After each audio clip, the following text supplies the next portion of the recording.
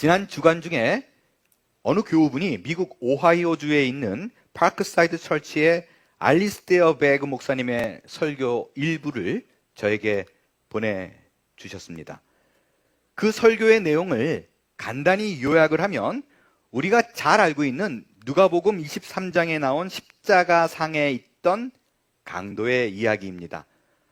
한 강도는 예수님을 향해서 저주하고 욕설을 퍼부었어요.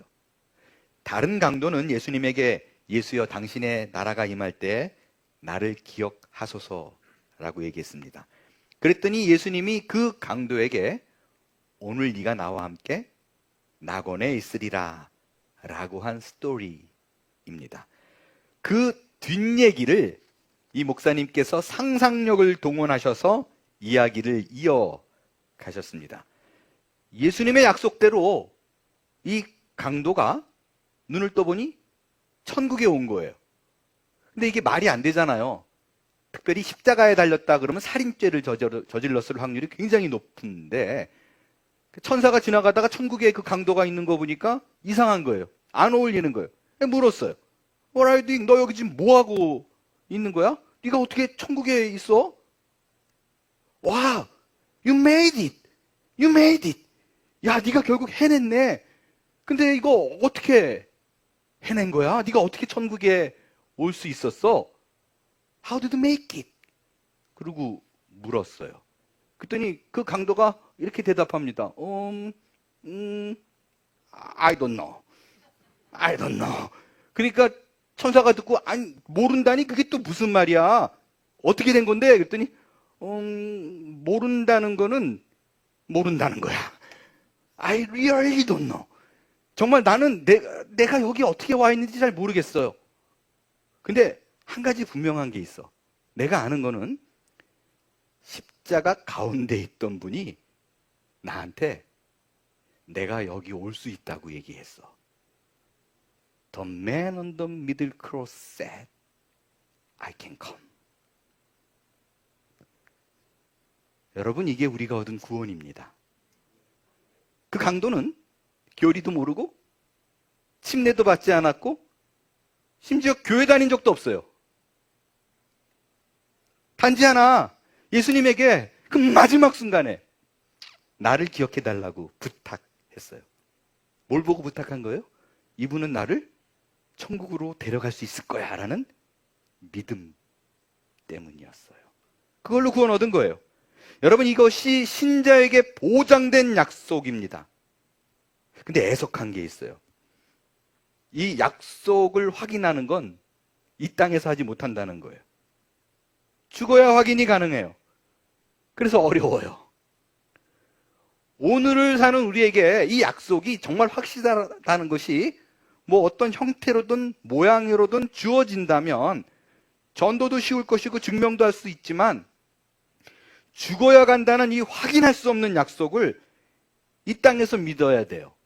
그러니까 말하기도 쉽지 않고 말할 때도 주저하고 그거를 들은 사람도 그걸 믿고 마음과 몸이 동하기가 어렵습니다. 그렇다면 천국은 죽어야 가는 곳이기에 지금 현재 내가 누릴 수 없지만 믿음을 가진 신자가 이 땅에서 누릴 수 있는 것은 무엇이냐? 그건 말할 수 있어요. 한 단어로 말할 수 있습니다. 그건 평강입니다. 여러분, 기독교를 정의할 수 있는 단어는 굉장히 많아요. 예수님이 사랑을 전파했어요. 기독교는 사랑이다. 맞아요.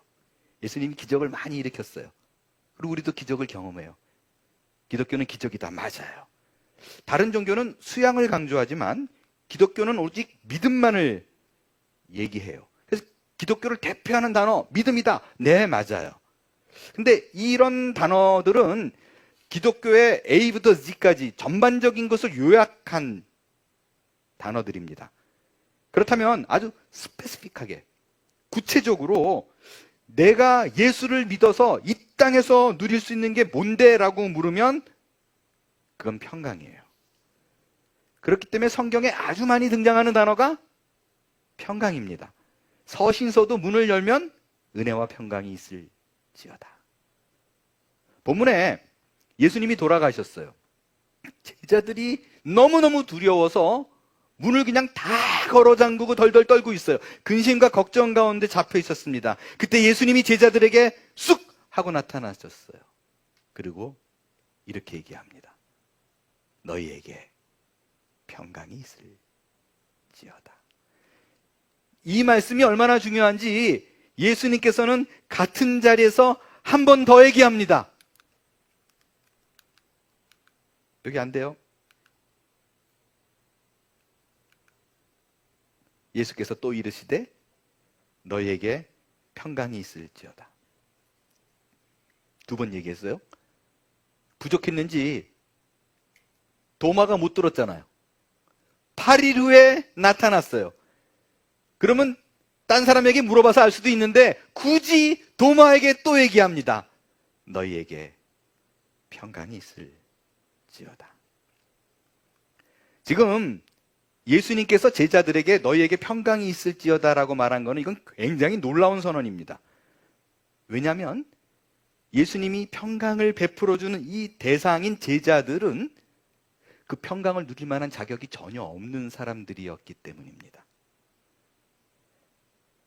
예수님은 자격도 없고 인정할 수도 없는 그들에게 나타나셔서 일방적으로 평강을 선언합니다. 여러분, 이 사실이 여러분 모두에게 부디 바라건대 결코 잊어버리지 않고 절망과 낭망할 때마다 되새겨야 되는 신앙의 핵심이요, 가장 중요한 원리로 자리 잡아야만 합니다.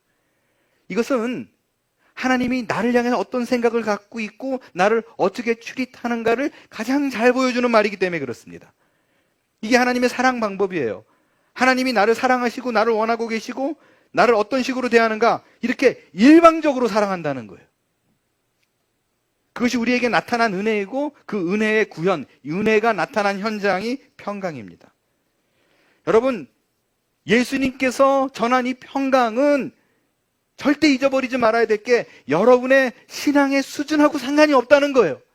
신앙이 많고 하나님께 무언가를 한 사람은 더 많은 평강을 하나님이 베풀어 주시고, 마당만 밟고 그냥 믿음만 있고 간신히 붙들고 있는 사람은 하나님 평강을 안 주신다. 이게 아니라는 것입니다.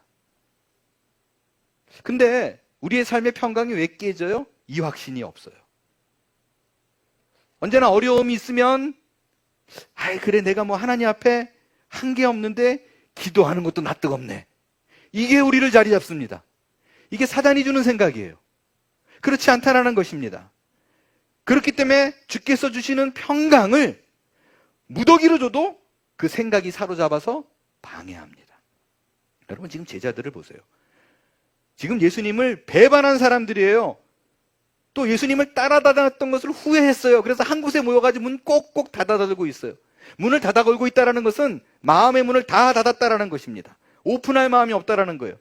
그런데 그 문을 닫아건 그 벽을 뚫고 예수님이 들어오십니다. 그리고 그들에게 일방적으로 평강을 전합니다.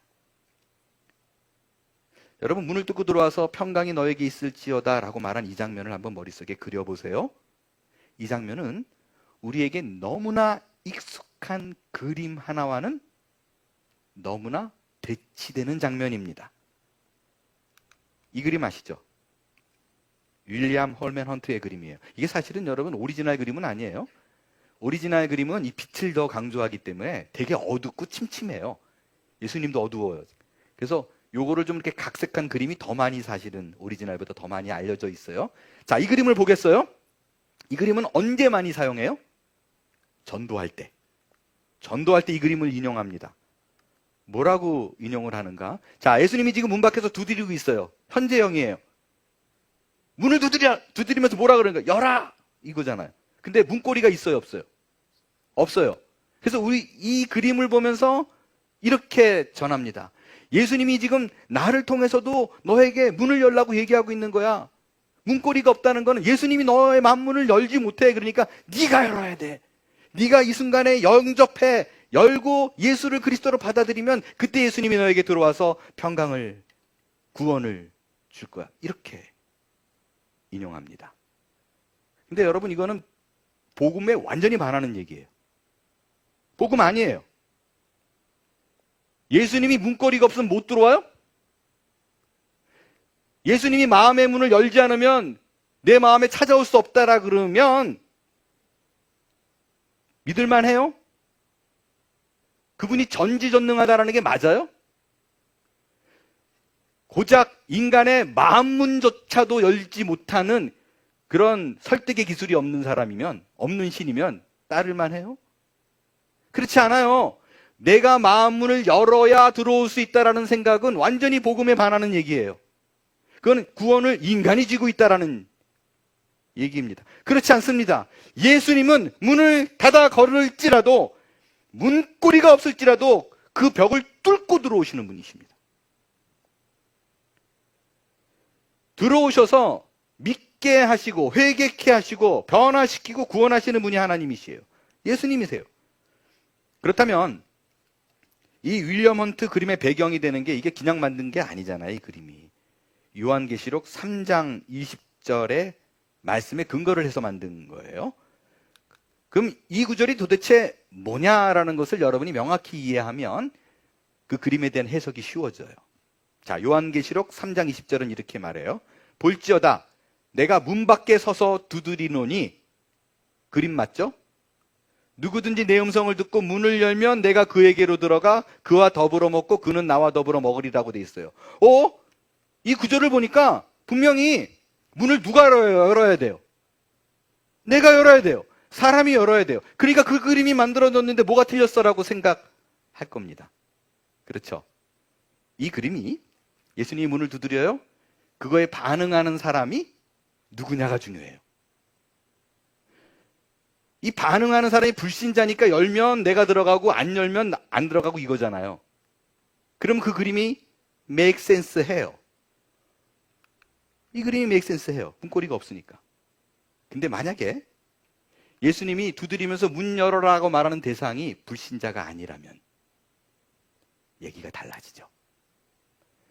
성경에 요한계시록에 나온 예수님이 문을 두드릴 때 반응해야 될 그 대상이 누구냐면 교회예요. 라오디게아 교회에게 한 말이에요.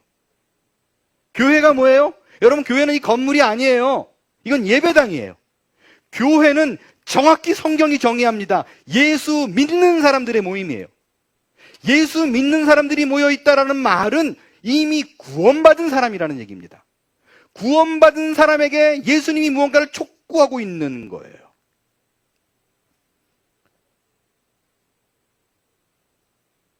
그러면 예수 믿는 사람에게, 그 라오디게아 교회에게 예수님이 무언가를 요청해요. 너 문 열어. 이 뭘 요청하는 건가?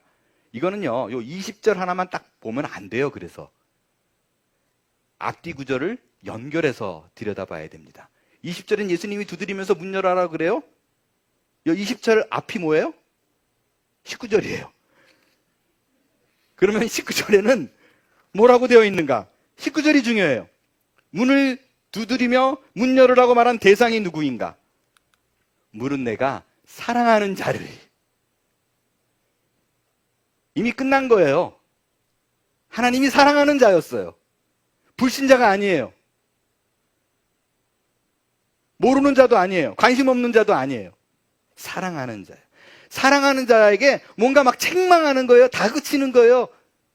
뭘 책망해요? 뭘 다그쳐요? 뭘 하라 그래요? 열심 좀 내라. 그리고 회개해라. 이 얘기예요. 그러니까 문고리를 여는 거는 이 대상이 하는 게 맞는데 그게 구원과는 상관없이, 여러분 그 라오디게아 교회가 어떤 교회인지 아시죠? 라오디게아 교회는 그 예수님이 너 차든지 덥든지 둘 중에 하나의 그 교회예요. 그 물에 물탄도 술에 술탄도 그렇게 지내지 말고 정말 네가 예수를 믿었어? 그럼 좀 티 좀 내라. 그냥 교회에서는 믿는 자, 직장에서는 이러지 말고 안 믿는 자처럼 행동하지 말고 좀 열심을 내라 라는 얘기예요. 그게 바로 이 그림이에요. 그래서 문 밖에 서서 두드리는 거예요. 촉구하는 거예요. 이거는 어떤 그림이라고 생각하면 되냐면요, 아침에 애 학교 갈 적에 엄마가 문을 막 두드리죠. 이게 내 자식이 되라고 두드리는 거예요? 아니잖아요. 일어나 좀! 일어나는 건 네가 해 그거잖아요. 예수님이 바로 이거예요. 너 회개해. 그건 내가 아니야. 네가 해야 돼. 열심을 좀 내. 이거 촉구하는 거예요. 그러니까 전도용으로 쓰인 그림이 아니에요. 이 그림은. 여러분 제가 지금 드린 이 말씀, 너 회개 좀 해. 라고 하는 얘기. 믿는 자들에게 너 회개해 라고 말하는 부분. 바로 제가 몇 주 전에 한 설교, 바로 그 내용이에요. 제가 몇 주 전에 뭐라고 얘기했어요? 회개는 구원의 조건이 아니라 구원받은 자들에게 나타나는 당연한 결과이다. 반응이다. 이게 제가 지난주에 몇 주 전에 말씀드린 거예요. 그러니까 지금 문 밖에서 두드리고 있는 예수님의 모습은 구원받은 자에게 가서, 이미 믿는 자에게 가서 회개를 촉구하고 그들로 하여금 움직이게 만들고 결단케 하게 만드는 예수님의 모습이에요. 여러분 그래서요, 요한계시록은 특별히 좀 읽을 때 조심해야 돼요. 묵시잖아요. 레벨레이션. 계시예요. 그러니까 상징적인 게 너무 많아요. 근데 이 상징적인 것을 우리가 알고 있는 일반적인 이해로 해석하면 굉장히 잘못됩니다. 여러분 왜 잘못되냐면요, 우리 기독교가 다른 종교랑 가장 큰 차이는 뭐냐면요, 다른 종교는 다 상식적이에요. 다 말이 돼요. 기독교는 말이 하나도 안 돼요. 핵심적인 건 말이 안 돼요. 그래서 그건 하나님이 한 거예요. 인간이 다 이해가 되면 하나님이 왜 필요해요? 그래서 특별히 요한계시록은 이처럼 이렇게 앞뒤 문맥을 살피지 않고 해석하려고 그러면 위험합니다. 요한계시록의 좀 위험한 부분을 좀 더 얘기를 해볼까요?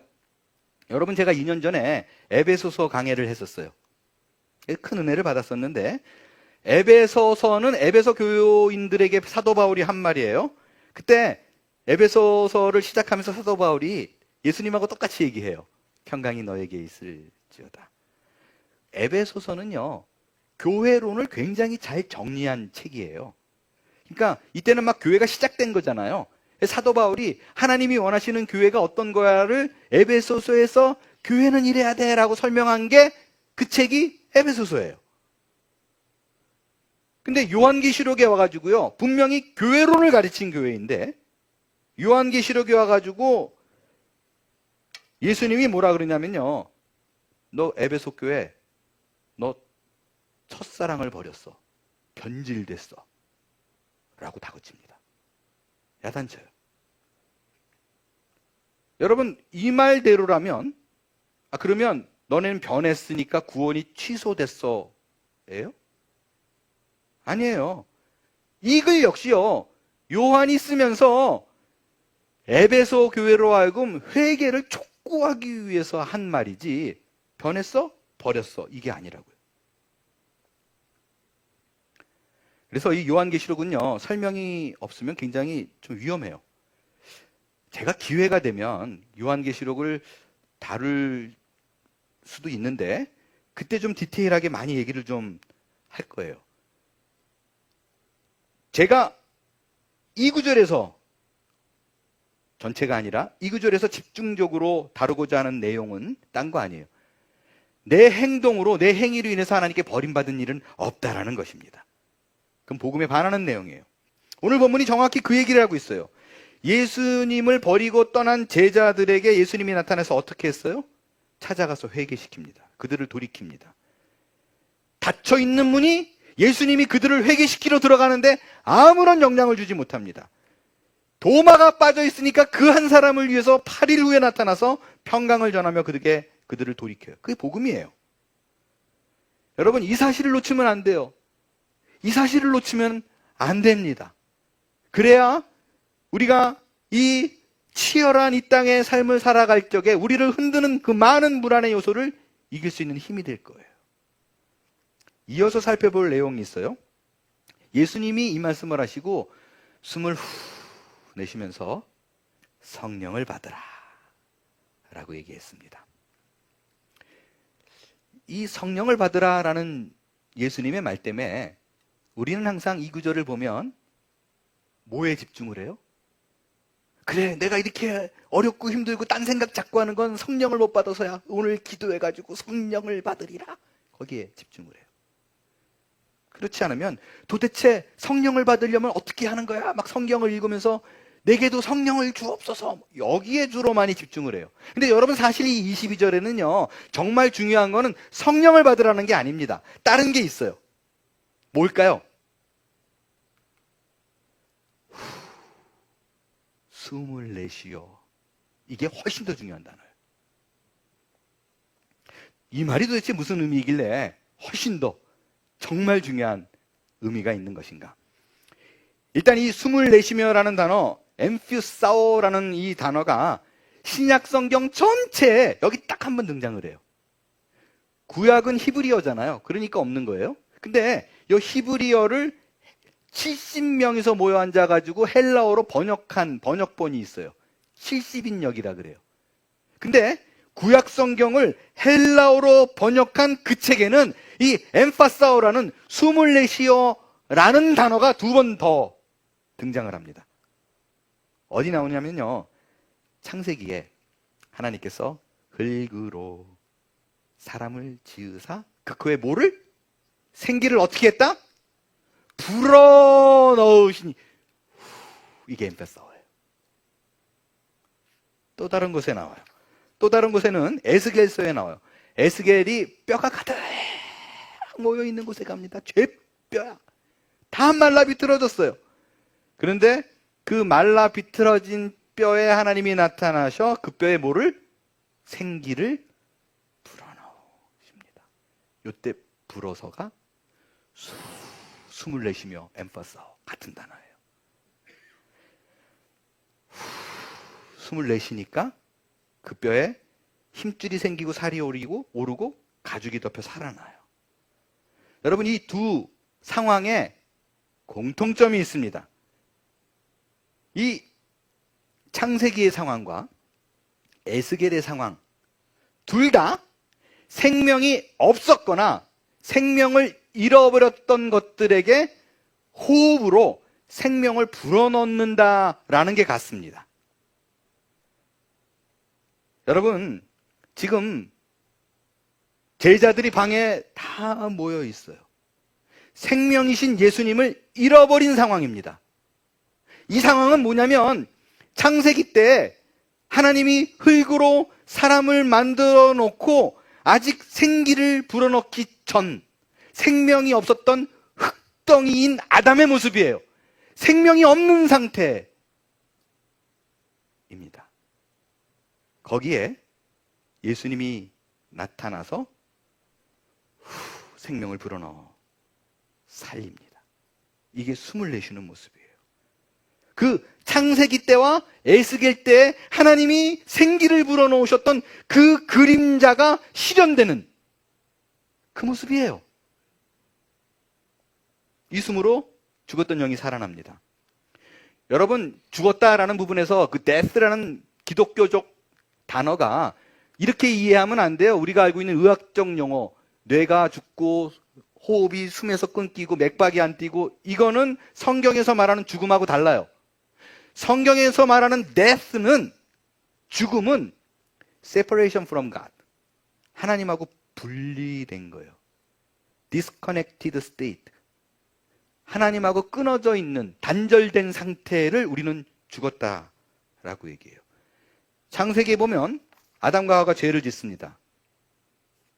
하나님하고 단절돼요. 끊어져요.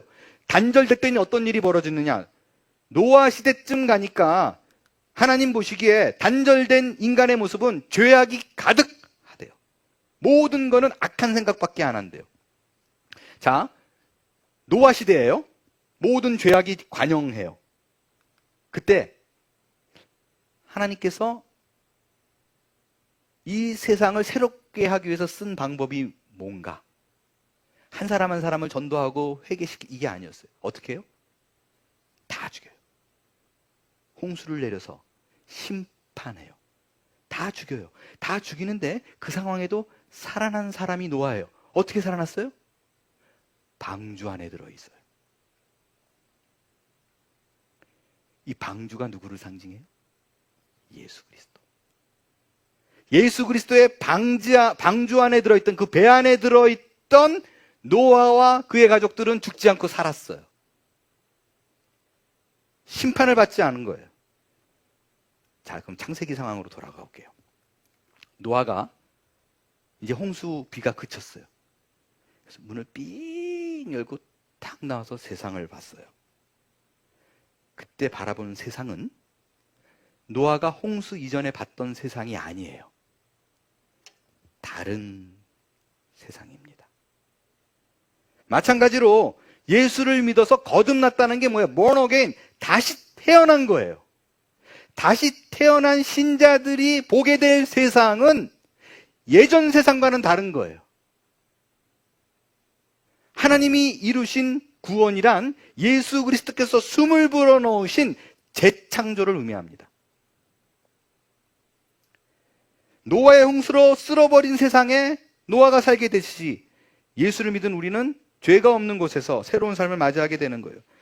그렇기 때문에 상징적으로 죽은 우리를 살리는 작업을 해야 되고, 살리는 작업을 보여준 게 죽어 흙덩이인 아담처럼 죽어있는 우리에게 생기를 불어넣는 거예요. 흑인 아담에게 생기를 불어넣는 것이 필요해요. 그것이 바로 예수님이 제자들에게 나타나서 숨을 불어넣는 장면이고, 그 생기가 바로 성령님을 의미합니다. 숨을 내쉬면서 성령을 받으라고 얘기를 해요. 이 얘기를요, 제 얘기가 아니라 사도 바울이 이미 풀었어요. 고린도전서 15장에 가면 여러분이 이 배경 없이 읽으면 무슨 말인지 몰랐을 거예요. 이거 알고 15장 45절을 보겠어요.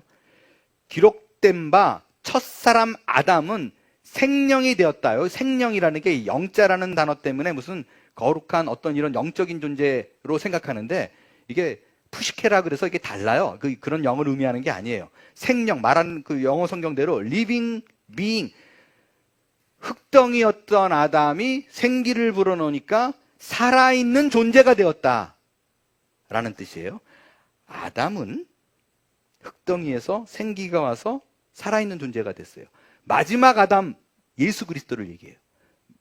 마지막 아담이라고 얘기하고 두 번째 아담이라고도 얘기해요. 마지막 아담, 예수 그리스도는 하나님이세요.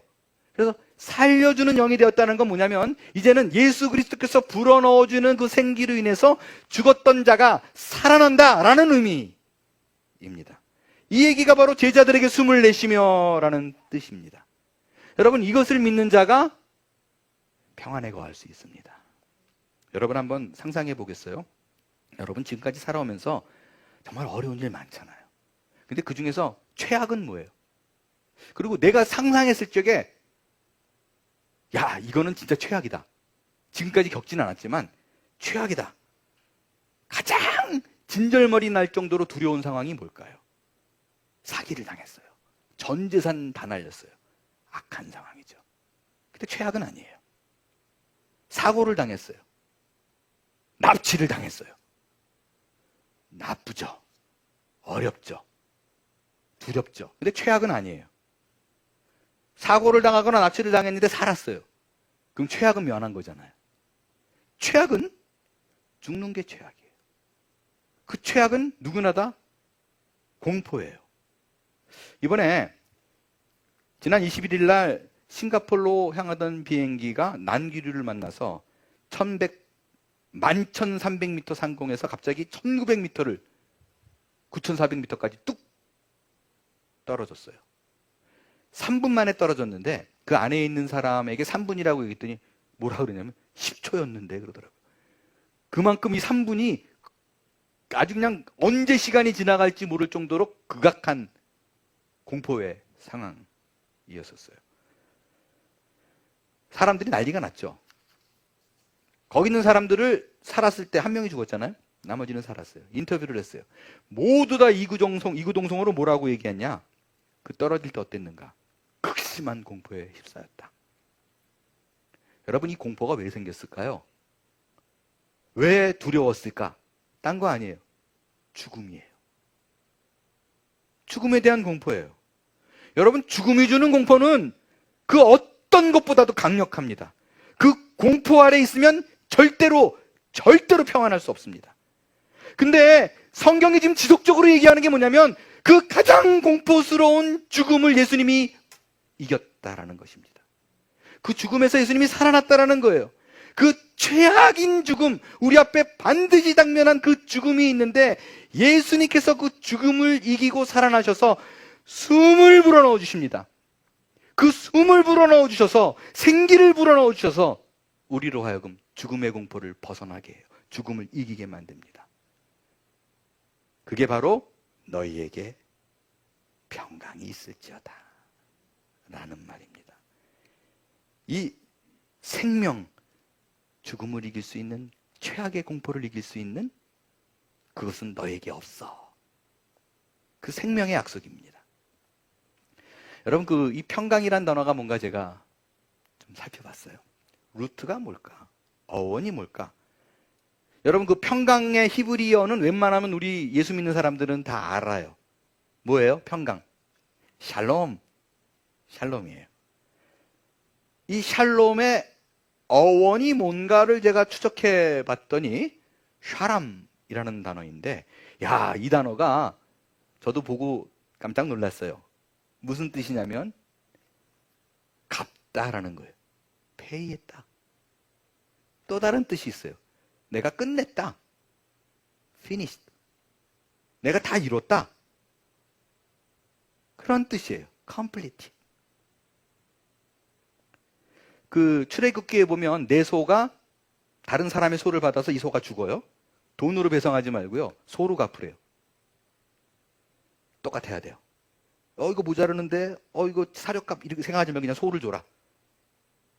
갚는다고 할 적에 샤람. 이 샬롬의 어근이에요. 그리고 열왕기상에 보니까 솔로몬이 성전 짓는 finished, 끝냈어요. complete. 마쳤다. 끝냈다. 샤람. 샬롬의 어근이에요. 여러분, 그렇습니다. 우리가 평안에 거할 수 있는 이유는 우리가 이 땅을 살면서 만나는 모든 악한 일들을 더 이상 그들이 주관하지 못하기 때문입니다. 우리가 갚아야 되고 치러야 되고 눌려있는 거를 예수님이 끝냈어요. 갚아버렸어요. 그리고 당신이 성전을 완성하듯이 우리가 성전이잖아요. 우리의 성전을 당신의 뜻대로 우리의 인생 가운데 완성시킬 것입니다. 이렇게 우리는 영혼을 준비합니다. 그렇기 때문에 세상이 우리를 흔들지라도, 위협할지라도 우리가 좌절할 이유가 없고 거기에 얽매일 필요도 없습니다. 그것이 우리 신자들이 어떠한 상황 속에서 거할 수도 있는 평안입니다. 이제 오늘 이 시간 이후로 여러분을 묶어놓고 있는 모든 억눌림에서 자유하는 은혜가 여러분에게 있게 되기를 바랍니다. 그 은혜로 이 거친 세상 속에서 주의 평강 안에 모두가 다 거하는 저와 여러분이 다 될 수 있게 되길 바랍니다. 일어나 찬양하겠어요.